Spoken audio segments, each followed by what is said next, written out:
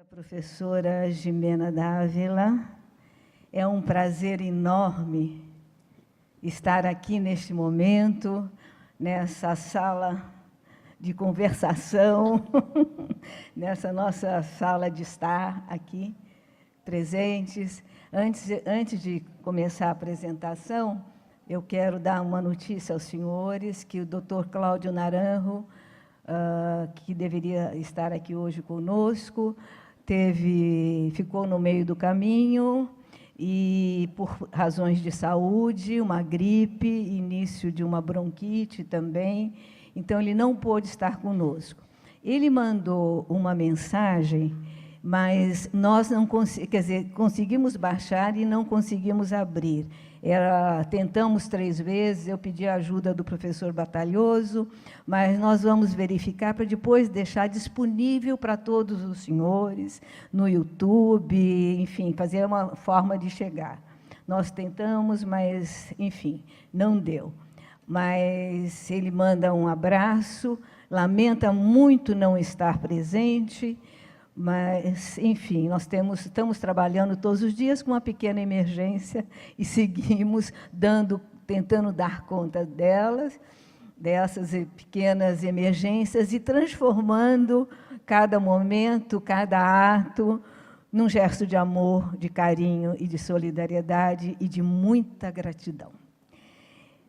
Doutora Gimena, é uma alegria imensa poder estar aqui ao seu lado hoje, poder contar com a tua prestigiosa presença, e que muito me comoveu toda a sua generosidade, esforço, para que pudesse realmente estar neste dia, nos presenteando com esta oportunidade de conhecê-la mais pessoalmente.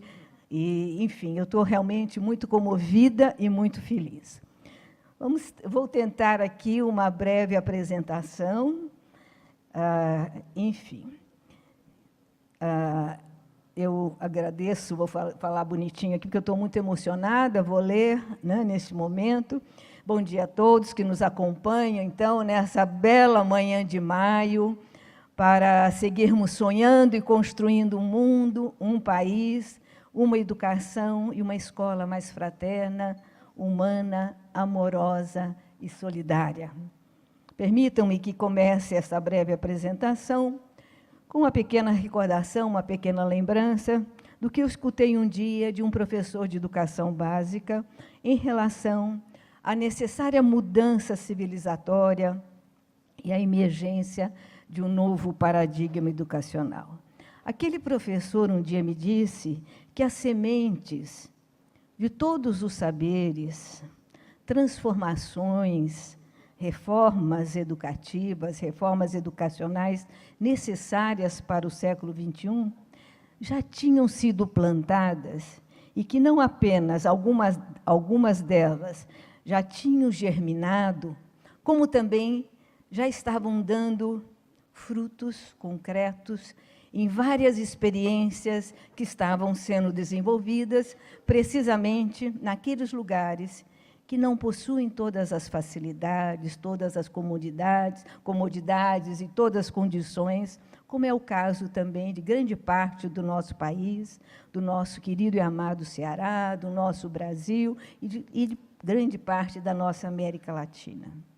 Aquele professor de educação básica dizia que a chave de todas as transformações necessárias à construção de novas visões e práticas educativas estava no que ele chamava, de maneira bastante simples, mas estaria na confluência de 3 M's, referindo-se ao fato de que a maioria dos docentes de educação básica era, ao mesmo tempo, mulher, mãe e mestra.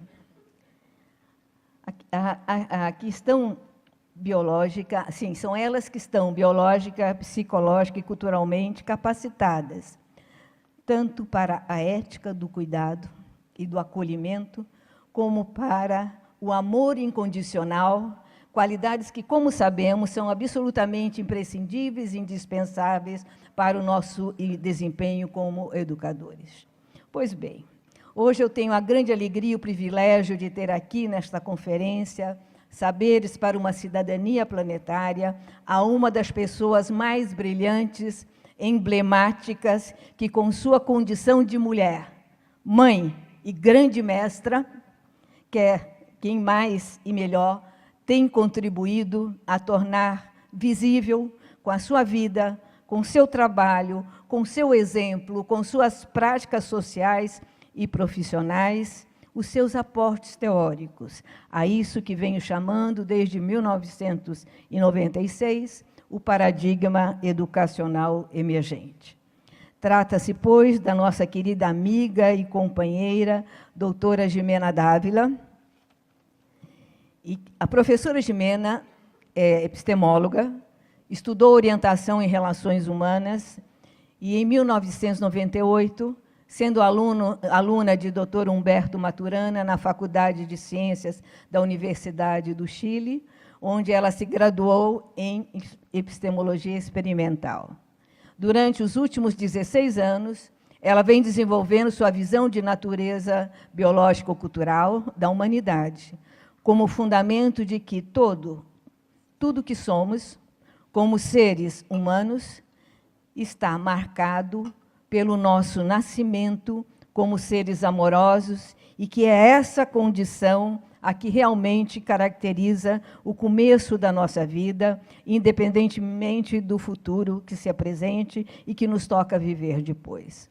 Um futuro, um devenir que, ao ser biológico-cultural, pode estar fundamentado na afirmação de nossa condição amorosa, que nos conduz ao bem-estar, ou à sua negação, que nos conduz ao sofrimento, ao mal-estar individual e social. De Gimena poderíamos dizer muitas coisas, porque a sua vida pessoal e profissional está repleta de experiências criativas, resilientes, iluminadoras, pautadas por uma escuta sensível, que nos ajudam a compreender e a denunciar que vivemos imersos em uma cultura de agressão, dominação, submissão, desconfiança e controle que nega e impede sistematicamente o fluir, o desabrochar, o florescer da nossa natureza biológica, amorosa, até o ponto de se converter como sendo algo normal, aquilo que normalmente é contrário às nossas raízes mais profundas, como já nos alertava o nosso sempre querido e recordado amigo Pierre Rivail, com seu conceito de normoses. É a Gimena a quem devemos a descoberta de que essa dor e esse sofrimento físico e psíquico, individual e coletivo, procedente de nossas relações sociais, que nos conduz à autodepreciação e às condutas autoculpabilizadoras e masoquistas, inclusive a esse vazio existencial de que nos falava Viktor Frankl, que não é uma dor de origem biológica, mas é de origem cultural e histórica, e que se naquilo que conhecemos como cultura do patriarcado, algo que certamente compartilhamos também compartilha com seus amigos chilenos e colegas chilenos, Dr. Humberto Maturana e Cláudio Naranjo. Mas a originalidade e o grande mérito da doutora Gimena vai muito além da descoberta que ela denuncia. O que ela realmente faz é pronunciar, é anunciar a visibilidade e a eficácia de um caminho que leva as pessoas a libertarem-se, a liberar-se do sofrimento e da dor relacional, mediante o que ela mesma denomina como conversação libertadora. Conversações libertadoras, que são aquelas em que a pessoa é reconhecida, é tratada como sujeito legítimo. Que aquelas em que as pessoas são reconhecidas e acolhidas sem discriminações, suposições, expectativas e num clima de completa e total confiança que lhe permite pensar-se, reconhecer-se, sentir-se como ser autenticamente livre. Como ela sabiamente diz, todas as dores humanas são dores da alma. E as dores da alma são dores que surgem desde o desamor que se vive ao não ser visto, ao não ser reconhecido, ao não ser escutado, ao ser negado diretamente em um espaço relacional no qual um espera ser visto. Um espera ser escutado, ser reconhecido em sua presença, desde a legitimidade de sua própria existência. Algo, para mim, de uma transcendência radical para o trabalho diário dos numerosos educadores e educadoras que hoje aqui se encontram, reunidos em busca de novos saberes docentes mais coerentes com as necessidades humanas, mais coerentes com as necessidades sociais e pessoais da cidadania.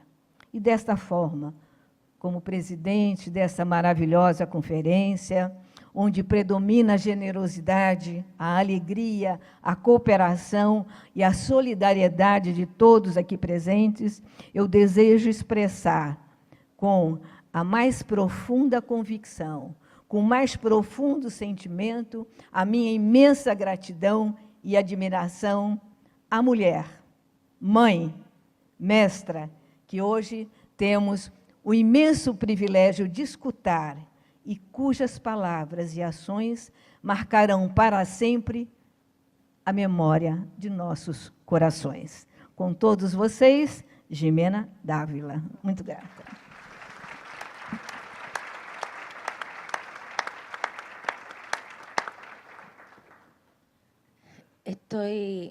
Buenos días. Gracias por la confianza y por estar acá. Y María Cándida ya lo dijo todo, no sé qué voy a decir. Así que podemos tomarnos um café. Podemos ir tomar um café. Porque nisso também o humor é interessante. Maria Cândida, muito obrigada pela sua apresentação. Eu vou querer conhecer a Jimena que você apresentou. Então, quando você puder, me apresente. Nós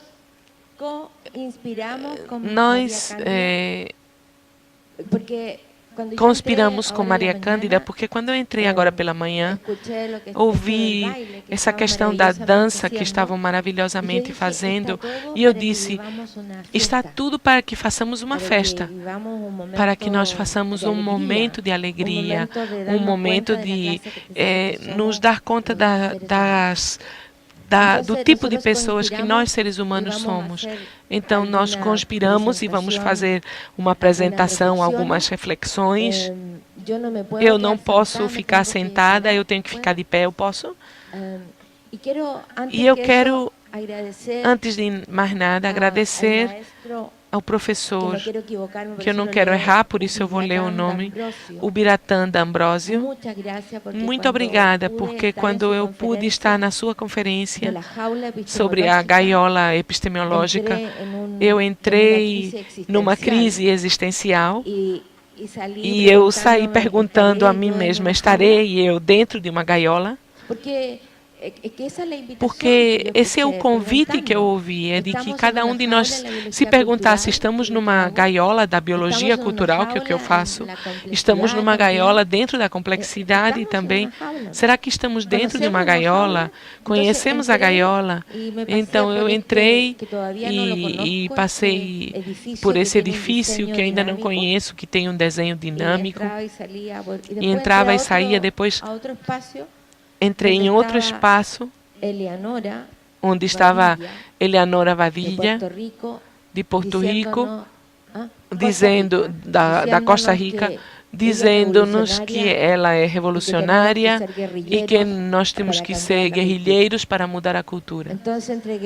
Então, entre gaiolas e guerrilheiros, eu tenho refletido e me mexido. E eu disse, o que eu posso fazer? Eu vim para quê? Como eu faço o que eu faço? Como é que eu vou convidar os outros? Então eu conspiro com Maria Cândida e eu vou ficar de pé porque eu sou um pouco hiperativa, eu tenho que me mexer. Então, aqui o título diz a cultura matrística e o papel da mulher como educadora e profissional da docência. Eu não sei se eu vou falar sobre isso, porque primeiro eu quero me encontrar com vocês e convidar vocês a alguma coisa que tenha a ver com que vocês voltem a ser crianças. O primeiro movimento de que nos falava Nietzsche. E para nos transformar em crianças, vocês conseguem me entender? Vocês conseguem me ouvir?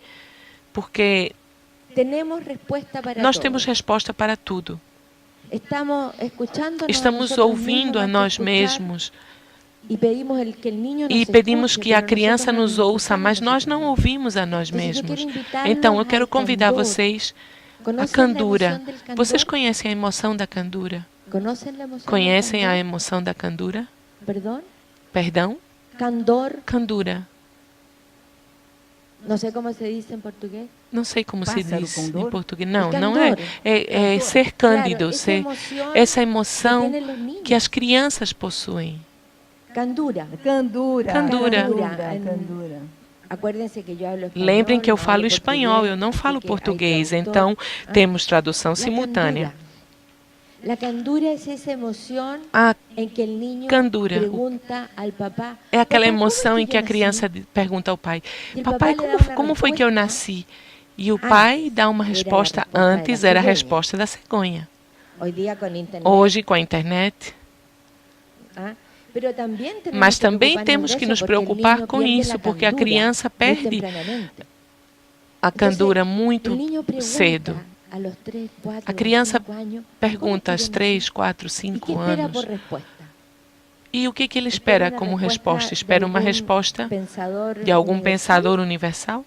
Não. O pensador universal nesse momento é papai, ou mamãe, ou os adultos com os quais ele mora, que explicam a ele o mundo. Acontece que a criança precisa que expliquem a ele o mundo no qual ele vive. Então ele pergunta, isso nós perdemos. Nós perdemos o candor, porque nós temos resposta para tudo. Então eu quero convidar vocês para entrar a esse espaço de candura. Se desfazer das suas certezas e se transformar em crianças novamente. Porque se nós estamos com crianças e nós não vivemos a experiência de ser crianças, como vamos trabalhar com crianças e jovens? Mas vejam só, eu tenho uma boa notícia. Essa notícia eu a trago com Humberto Maturana, uma notícia muito interessante. Somos crianças, meninos e meninas crescidos. Que maravilha! Mas por que deixamos de brincar? Por que deixamos de nos alegrar? Porque estamos tanto dentro do cognitivo, mas deixamos de nos encontrar, de ter esse candor com outras pessoas, essa candura. Então, para que essa festa possa se realizar, eu quero que vocês se encontrem nessa candura. Vocês aceitam o convite? Eu não acredito em vocês porque ninguém disse com vontade. Vocês aceitam o convite? Ah, muito bem. Obrigada. Você me ajuda então com o coral. E a outra pergunta é, estão todos inteiramente aqui?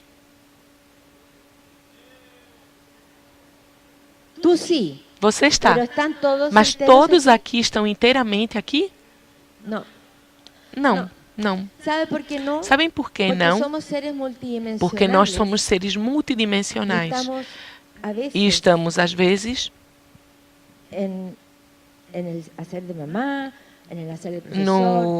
com o boné de mamãe, com o boné de professor, com as contas que eu tenho que pagar, com o projeto futuro que eu tenho. Nós não estamos inteiros onde estamos. Então a pergunta é, estamos inteiros aqui? Inteiros, porque vejam só, o mais importante que está acontecendo no viver de cada um de nós está acontecendo aqui, porque aqui está sendo realizado o nosso viver. Então, a partir da candura, respirar, voltar a este presente, porque o único que nós temos é o presente em que vivemos.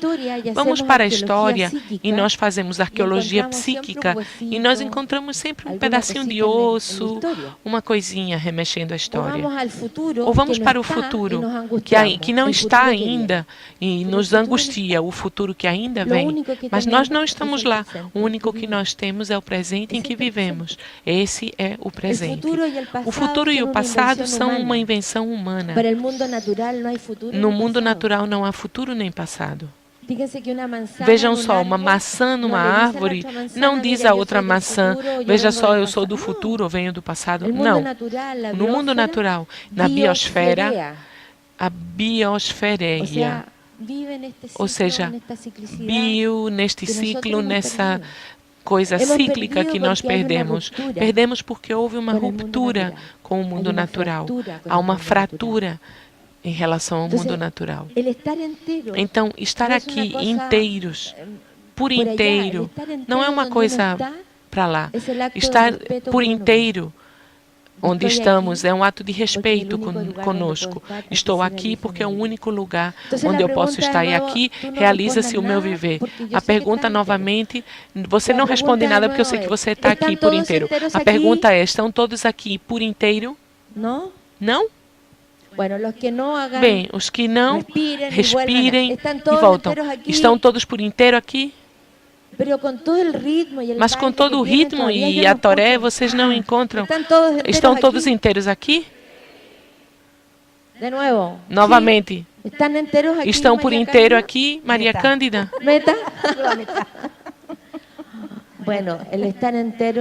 Bem, estar por inteiro é fundamental para poder encontrar-me, porque nós somos um presente contínuo mutante, sem passado, sem futuro. Vejam só que interessante. Aqui está se realizando o meu viver. Então, se meu viver está se realizando aqui, porque nós falamos sobre mudança, mas estamos sempre mudando. Sim, acontece que já não somos os mesmos que acordamos hoje pela manhã. Quanto a dinâmicas moleculares, nós já mudamos. Portanto, não é a mudança, é onde eu estou neste presente.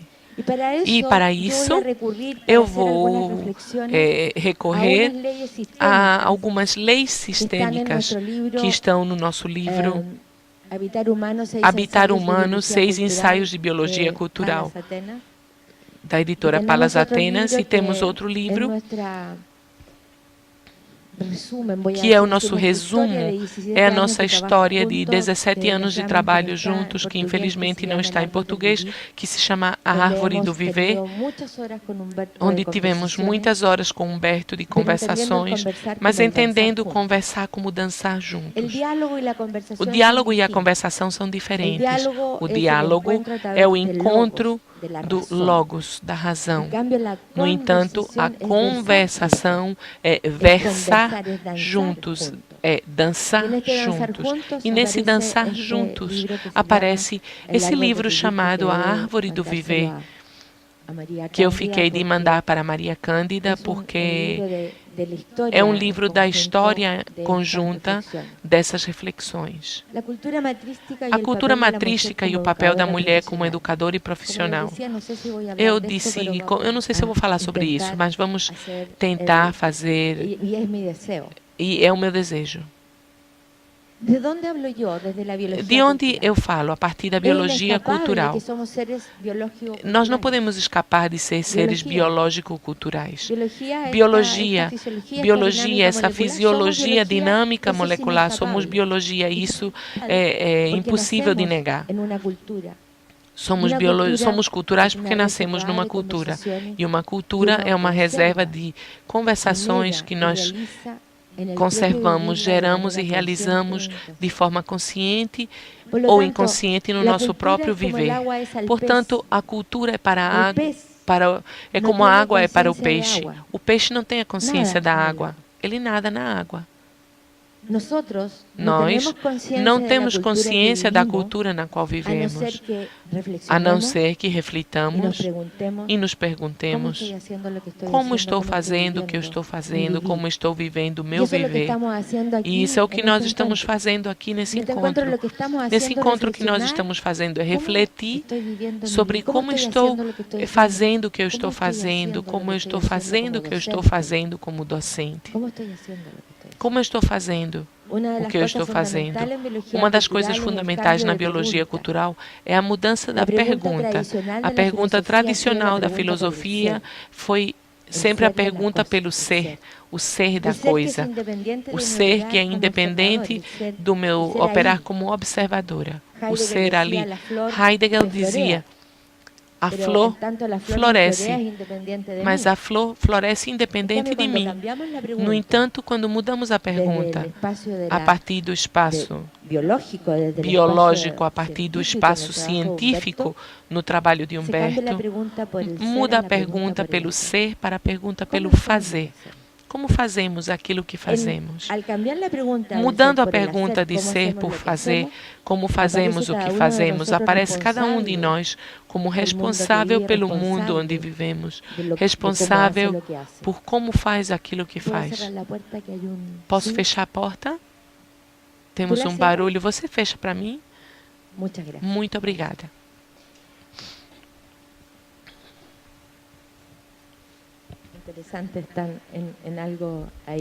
Interessante, eles estão lá fora jogando alguma coisa. Então, somos seres biológico-culturais. A partir desse espaço, eu vou fazer algumas reflexões. E eu vou falar sobre as leis sistêmicas e metassistêmicas, que são leis gerais do universo ou atrações das coerências do viver. E a nossa primeira lei é a do observador e observar. Que diz: observador, qualquer ser humano na linguagem, no ato de refletir. Nós, seres humanos, na linguagem, no ato da reflexão. Ser humano e linguagem. Mas a pergunta aqui seria: quando surge o humano? Falamos sobre o humano. Mas quando surgiu o humano? O humano surgiu há 3,5 milhões de anos atrás, na família ancestral.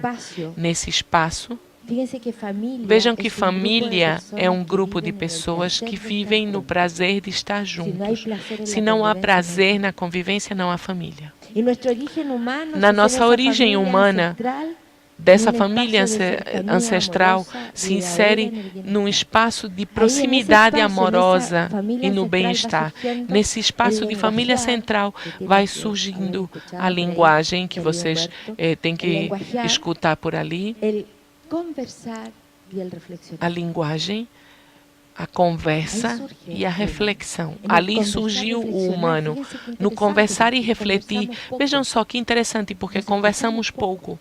Nos ouvimos pouco, portanto dançamos pouco, porque queremos melhor que a nossa verdade prevaleça sobre o outro.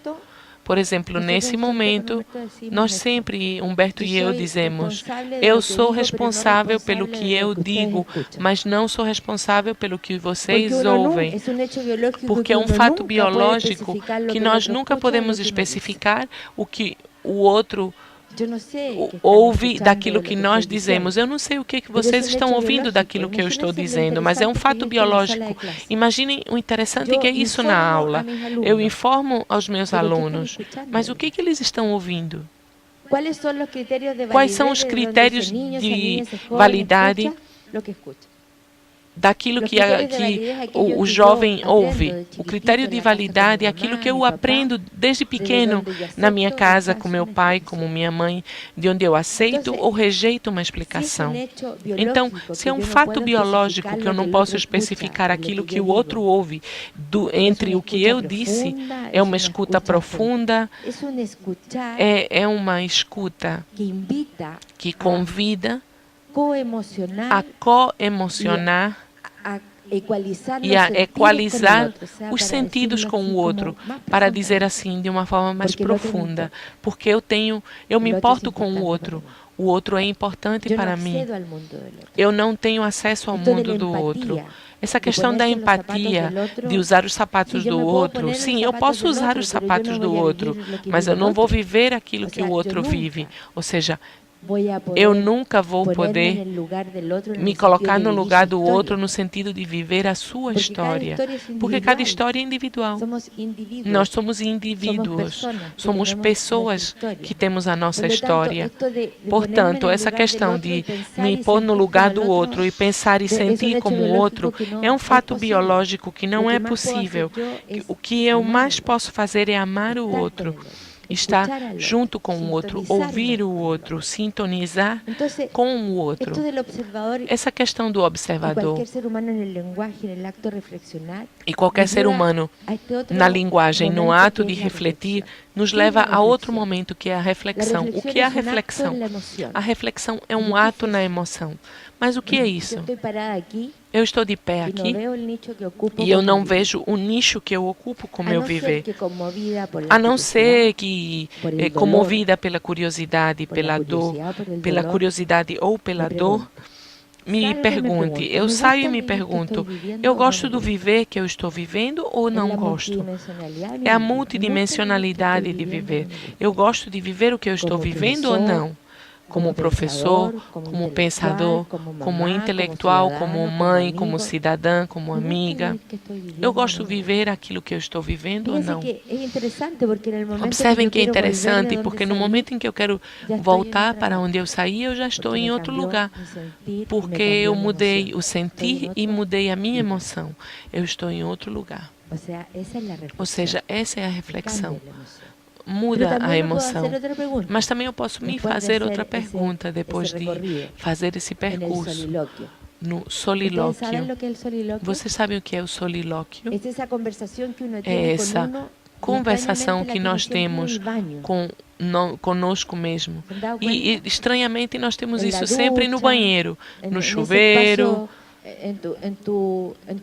no seu lugar, lá nesse lugar de pescadores, no espaço íntimo. Todos têm um espaço íntimo onde refletem? Sim. É que é importante esse espaço íntimo para o solilóquio. Então eu posso me voltar e perguntar, eu quero querer que eu digo que quero ou não quero? Eu quero meu querer, eu quero querer que eu digo querer que eu quero, que eu digo que eu quero. No momento em que eu digo que eu quero meu querer, que eu quero o querer que eu quero, eu estou onde eu quero estar. Eu estou ali. Então, a reflexão, como ato da emoção, nos amplia o mundo. Amplia o mundo para nós. Não é a mesma coisa pensar do que refletir. É a reflexão do eu. Temos essa outra lei sistêmica que é o resultar. O resultado nunca é parte do processo que lhe dá origem. Vejam só que interessante. E o planejamento nunca resulta quando nós nos apegamos àquilo que foi planejado. Mas nós planejamos ou não. Eu vou fazer esse projeto maravilhoso, objetivo 1, conteúdo, tudo. E acontece que, por diferentes causas, até do universo, qualquer uma, ele não acontece. Então a questão é, eu posso me organizar? Por exemplo, o que eu estou dizendo agora não tinha nada a ver quando eu vinha no avião pensando o que eu ia dizer. Não tem nada a ver. Os planejamentos nunca acontecem quando nós nos apegamos àquilo que foi planejado. Porque a inteligência é a plasticidade de comportamento quando a gente vai mudando. A inteligência não tem nada a ver com os saberes, com os títulos. Tem a ver com essa plasticidade comportamental no seu mundo mutante, onde eu solto aquilo que eu planejei para encontrar o que eu tenho como experiência. E o que é a experiência? É aquilo que nós distinguimos que aconteceu. O que nós não distinguimos que aconteceu não faz parte da nossa experiência. Então, somos seres de experiência. A partir de onde falamos nós na biologia cultural? A partir de uma coisa que é muito simples, que é a vida cotidiana. Falamos a partir da vida cotidiana. E a vida cotidiana é aquilo que nos acontece enquanto estamos vivos, enquanto estamos dormindo, enquanto estamos dormindo, enquanto estamos em vigília. É o que acontece no viver, é a vida cotidiana.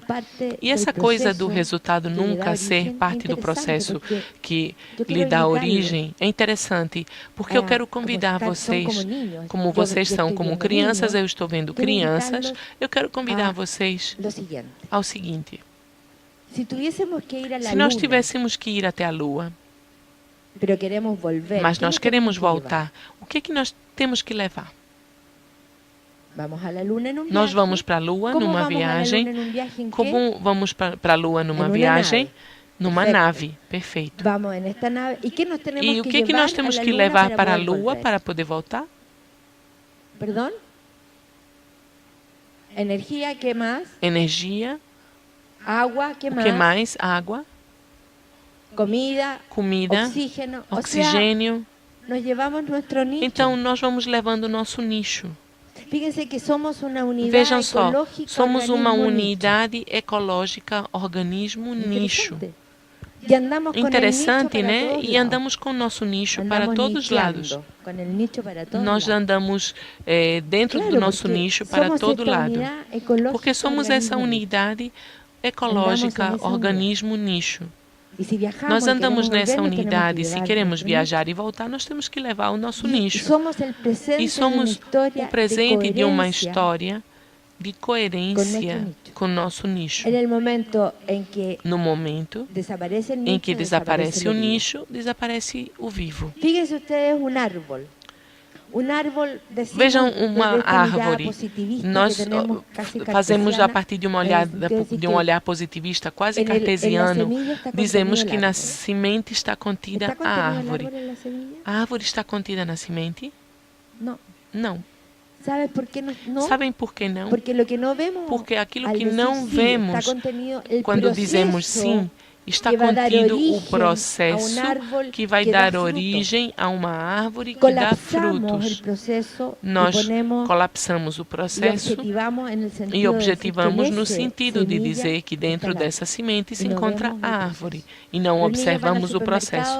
As crianças vão ao supermercado e veem os frangos na bandeja. Nunca viram, às vezes, um deles vivos com penas andando. Eles veem os tomates, veem as frutas, mas eles não veem a árvore e não veem quem tomou conta daquilo. Ou seja, o olhar sistêmico vai se estreitando. O olhar sistêmico vai se estreitando. E o sistêmico que é constitutivo do vivo e do humano. Eu não estou falando da teoria de sistema do senhor Bertalanffy. Estou falando dos sistemas. Sistemas são conjuntos de elementos interconectados de forma que, se nós afetamos um deles, afetamos todos. Estou falando disso. E nós somos constitutivamente seres sistêmicos que viemos ao mundo para viver em coerência com o mundo natural. Na coerência, como a borboleta quando sai da crisálida, ela sai pequenininha para que o seu probóscide capte o néctar da flor. A borboleta não está na linguagem, é um ser vivo. A borboleta não se pergunta, haverá inseticidas ou não. Ela encontra os inseticidas. Então, nós somos essa unidade ecológica, organismo nicho, e a nossa história evolutiva está na origem do humano na família ancestral. O resultado nunca faz parte do processo que lhe deu origem.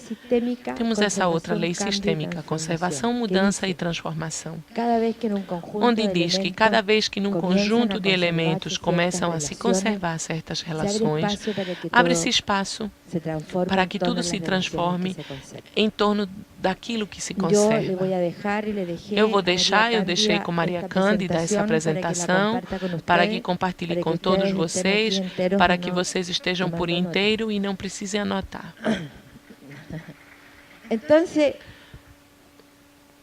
Então, a questão será a mudança da civilização. O que é a civilização? A civilização é uma forma particular de realizar uma cultura. No entanto, uma cultura é uma rede fechada de conversações que nós conservamos, geramos e realizamos no próprio viver. Uma família é uma cultura, uma organização é uma cultura. Então, dentro da cultura que nós vivemos, há muitas culturas que são realizadas através da civilização, que são diferentes modos de realizar uma cultura. Então, a pergunta é, a mudança ou o que queremos conservar? O que queremos conservar da nossa história evolutiva humana neste presente? Está tudo tão ruim ou há coisas que estão bem? Está tudo tão ruim?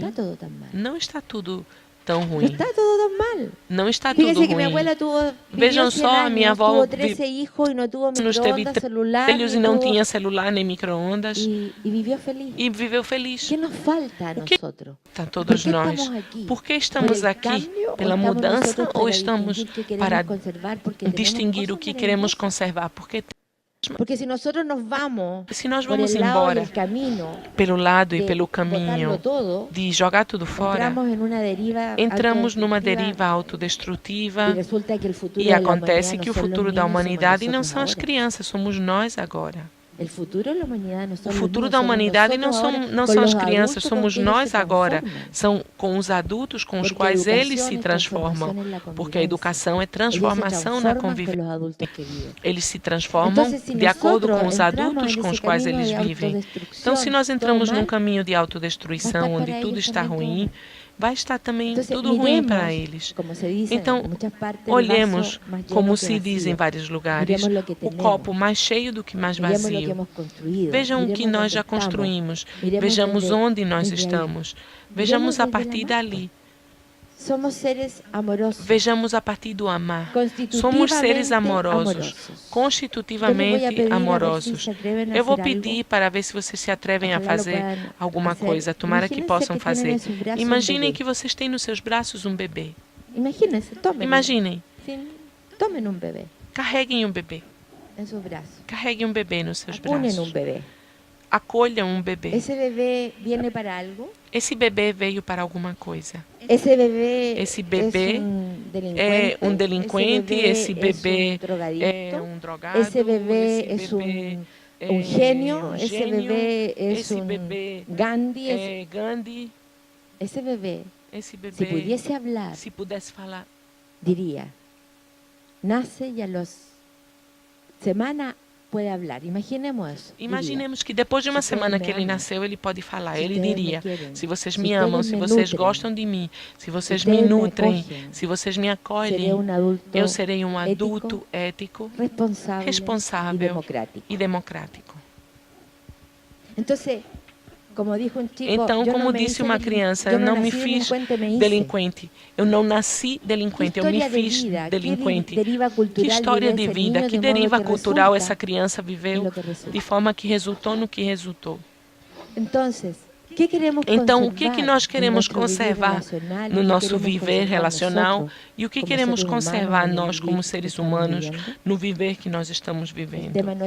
A questão não é a mudança, é a conservação.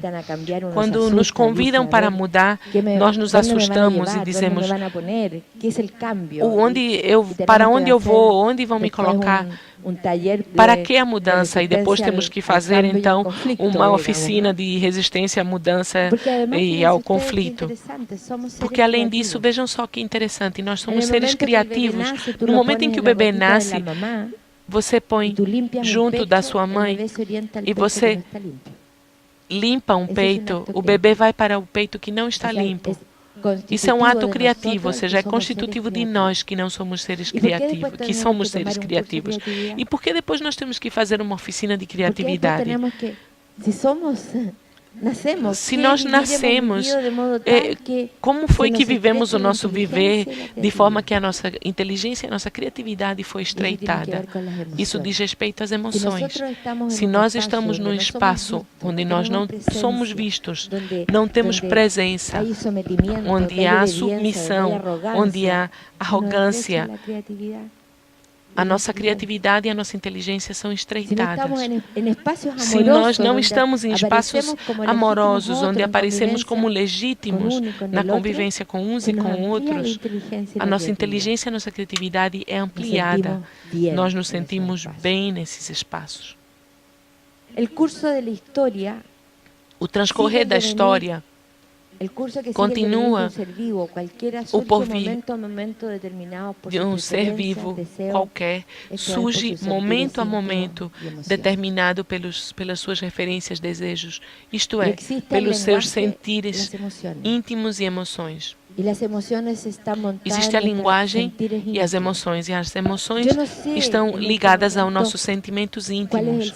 Eu não sei nesse momento qual é o sentir de vocês, porque no momento em que nós contamos o sentimento que nós sentimos, já não é o sentimento que sentimos, já passou.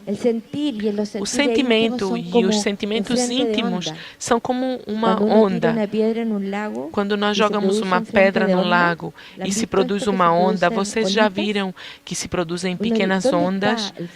E onde é que está a onda, a crista da onda? No momento em que nós queremos pegar, ela já não existe ali. A mesma coisa acontece conosco. Quando nós temos, por exemplo, outro dia bateram no meu carro por trás e foi muito forte, e eu chego para a oficina, para o escritório, e eu começo a contar o que eu vivi, e o que eu vivi já não é o que eu estou vivendo, porque já passou. E assim é a nossa vida. Nós estamos numa configuração de sentimentos íntimos, numa emoção que dá a outra experiência, nos muda e vamos mudando e transformando-nos continuamente. E o curso que nós seguimos diz respeito aos nossos desejos e preferências. A quem de vocês gosta de obedecer? Levante a mão, por favor.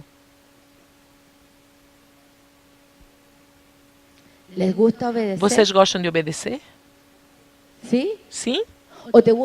Ou você gosta de colaborar? Porque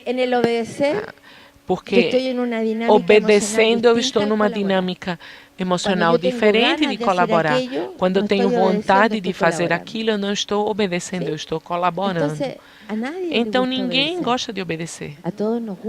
Todos nós gostamos de colaborar por essa classe de seres que nós somos, que queremos ser reconhecidos e vistos, queremos ter presença.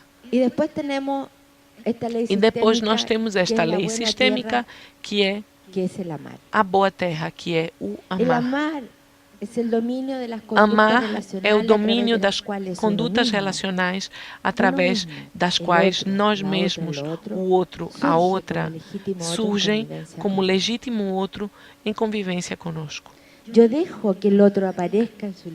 Eu deixo que o outro apareça na sua legitimidade.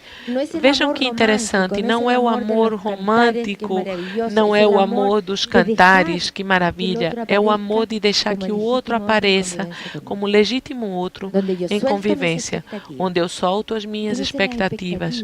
Vejam só as expectativas, a emoção das expectativas. A prima irmã da expectativa é a exigência. Eu quero que você faça aquilo que eu quero que você faça.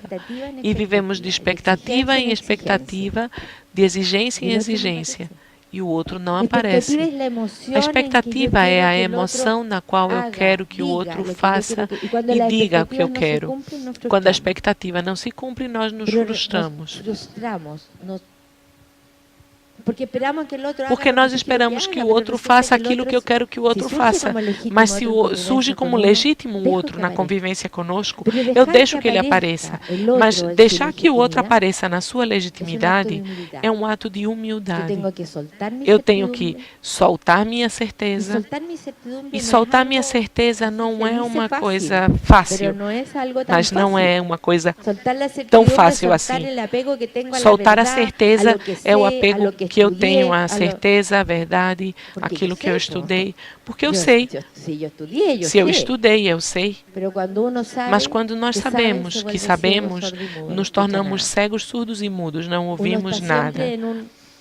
Estamos sempre dentro de um saber sabendo, num querer aprender aberto à experiência. Então, a boa terra é o que Jesus dizia como profeta. Eu não estou evangelizando. Eu estou fazendo uma reflexão. Quando ele jogava semente, algumas caíam na terra que não estava fértil, entre as pedras, e a outra caía em boa terra e florescia. Então, nós falamos do amar como a boa terra. E aqui temos, é biológico o fato de que um ser vivo só existe nas condições dos seus sentimentos, dos seus fazeres, nas quais o seu viver é possível, e a isto chamamos a boa terra. Ou seja, um ser vivo, uma planta, um animal. Nós, como animais mamíferos, só existimos se existe essa boa terra. Essa boa terra que nos nutre, essa boa terra que nos dá oxigênio, essa boa terra porque o biológico se transforma naquilo que nós mesmos comemos. Aqui eu vou dizer uma coisa, porque somos sistemas autopoéticos moleculares, autopoéticos moleculares. Ou seja, nós produzimos a nós mesmos. E aqui tiramos o mistério da morte. Nós produzimos a nós mesmos. No momento em que deixamos de produzir a nós mesmos, nós morremos. Desaparecemos. E a outra lei sistêmica que é, ao contrário, o amar e a boa terra, que diz, é cultural a distinção de amar, referindo-se aos comportamentos relacionais através dos quais nós mesmos, o outro, a outra e o outro, surgem como legítimos outros em convivência conosco.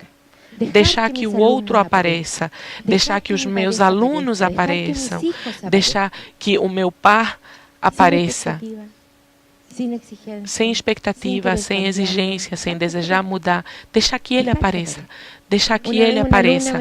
Uma vez uma aluna me disse, eu não posso andar amando todo mundo, e foi embora. Mas se não é andar abraçando ninguém, e se aparece e o mundo que você traz pela mão, eu não gosto dele, nós nos separamos.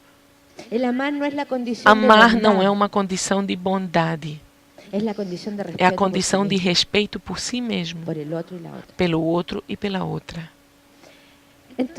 Então, agora, eu quero convidar vocês, e com Maria Cândida, nós queremos convidar vocês para uma coisa. Nós queremos invitar vocês de que deixem de lado seus cadernos. Pode ser?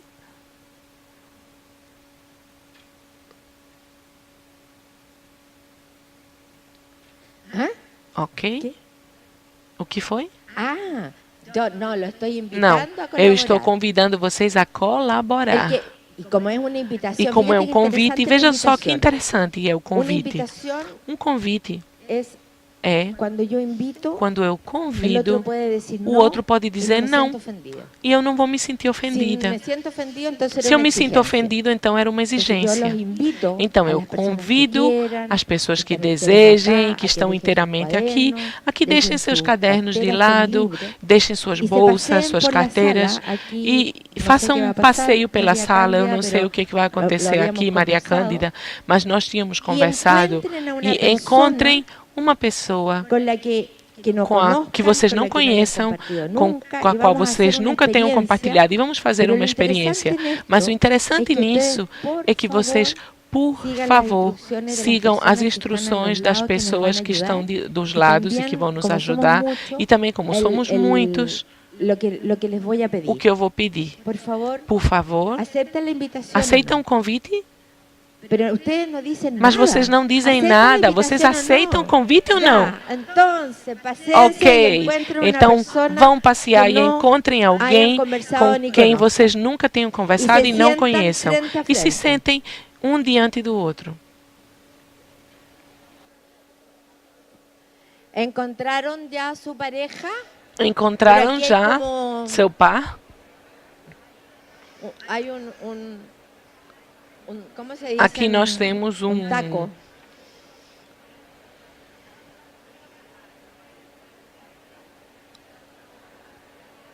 Para que isso possa ser possível, eu preciso da colaboração de todos vocês que se encontram mais alto. Dizem que mais alto o microfone. Dizem que o microfone estão pedindo que o microfone seja mais alto. Para que isso possa acontecer, eu preciso da colaboração de todos vocês. Já todo mundo encontrou seu par? A ideia é que fiquem um diante do outro. Um diante do outro já vocês estão. Frente a frente, amor ardente. Frente a frente, amor ardiente. Frente a frente, amor ardente. Estão prontos? Agora,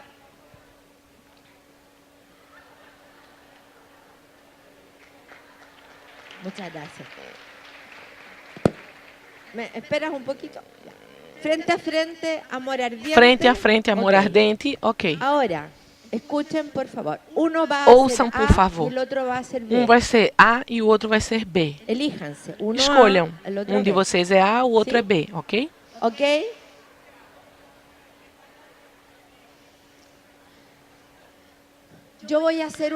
Eu vou fazer uma pergunta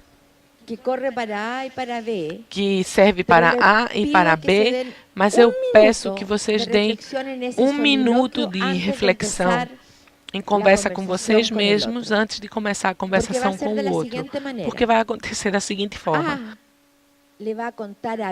A vai contar a B o que refletiu e B vai ouvir. Entenderam? Depois, em 3 minutos isso. Vai ser contado de relógio. Depois, B vai passar 3 minutos contando a A o que refletiu. E depois nós vamos ficar ali mesmo, sem nos mexer, para escutar alguns sons do que aconteceu, que não é a anedota, é o sentir. Ok? Então vamos, a pergunta é o seguinte. Eu quero que vocês reflitam, por favor, neste espaço, sobre o seguinte. Um minuto de conversa com vocês mesmos para que reflitam. Quando foi a última vez que vocês lembram de que vocês se sentiram vistos, que vocês se sentiram amados, que vocês se sentiram ouvidos, sem exigência, sem expectativa, no fluir do viver um momento? Entenderam? Em um minuto, façam essa reflexão. Depois que vocês façam isso em silêncio, se alguém quiser levar para outro espaço, não. É o espaço da vida cotidiana. É o espaço da docência, no espaço da amizade, onde vocês se identificarem. Onde vocês foram vistos, ouvidos, onde vocês tiveram presença sem exigência, sem expectativa, e vocês aparecem como legítimos outros. Um minuto, então, para isso, em silêncio. Já acabou seus 3 minutos, agora B vai contar para A o que refletiu. 3 minutos. Queridos amigos, vamos, por favor, voltando cada um para o seu assento. Eu acho que está sem passo esse.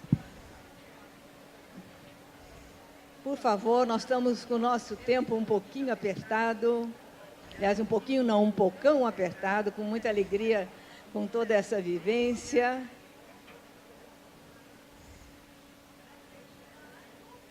Acomodando, acomodando, acomodando. E pedimos a alguém que queira expressar. Pedimos a alguém que queira expressar o que sentiu. A ideia nesse caso não é contar o que um contou para o outro, porque isso faz parte da intimidade. Nisso, de forma muito respeitosa pelo que vocês viveram. Mas se alguém levanta a mão e diz o que foi que sentiu, o que foi que aconteceu. Aqui há um microfone.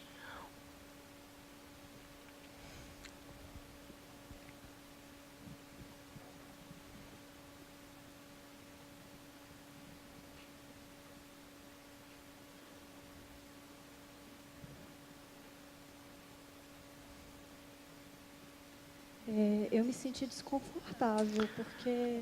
Eu me senti incômoda, porque eu creio que eu nunca pensei nisso em toda a minha vida.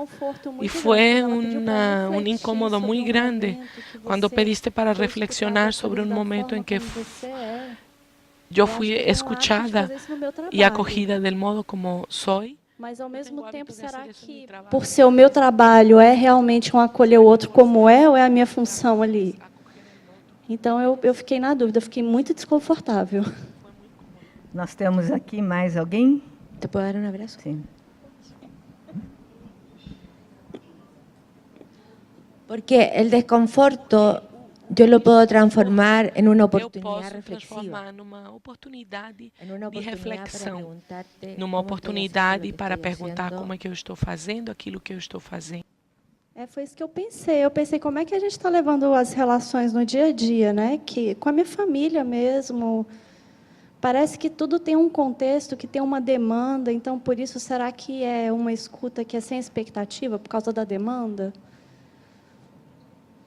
O sea, entraste en un proceso de reflexión profunda. Muchas gracias. Gracias por participar. ¿Quién más?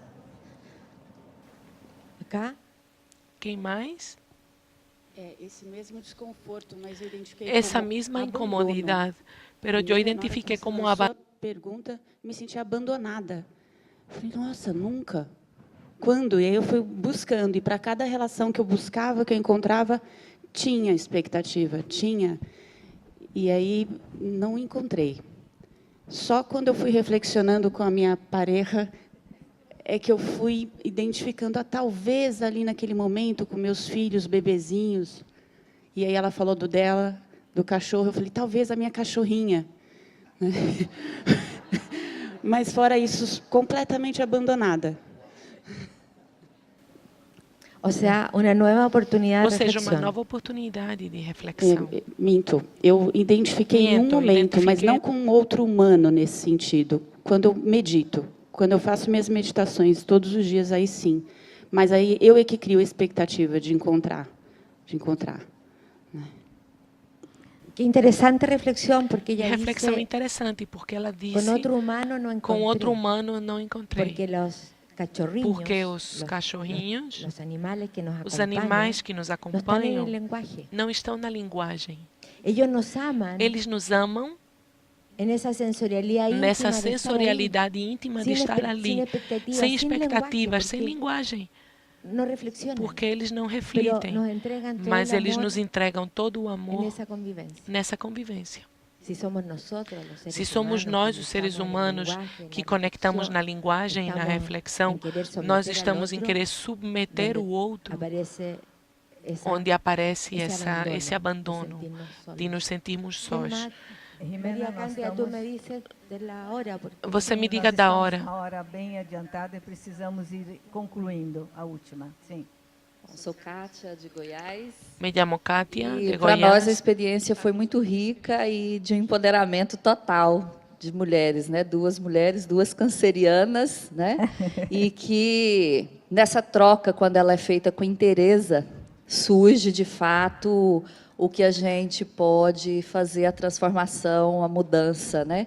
E que para nós assim muito forte a coisa da importância do auto-observar, mas também o auto-amar, porque quando a gente se ama, né, os amores de fora para dentro também vêm, também surge.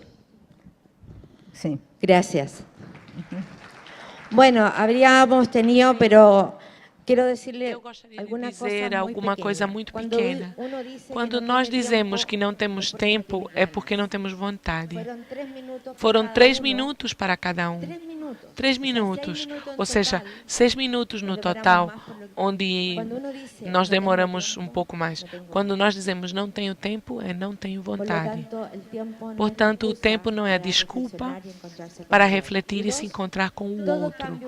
E 2, toda mudança cultural passa por uma mudança individual. Não há mudança cultural em massa. Tudo passa pelo entendimento dos fundamentos do viver humano.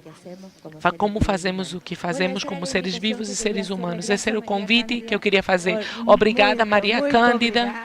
Muito obrigada por esse momento maravilhoso que passamos. Muchas gracias por el momento maravilloso que pasamos y todas las reflexiones que nos suscitaron. Apenas voy a dejar algo para que nosotros realmente Por que pensemos. os nossos ambientes de ensino-aprendizagem, por que as nossas escolas, os nossos professores estão adoecendo e as nossas crianças também?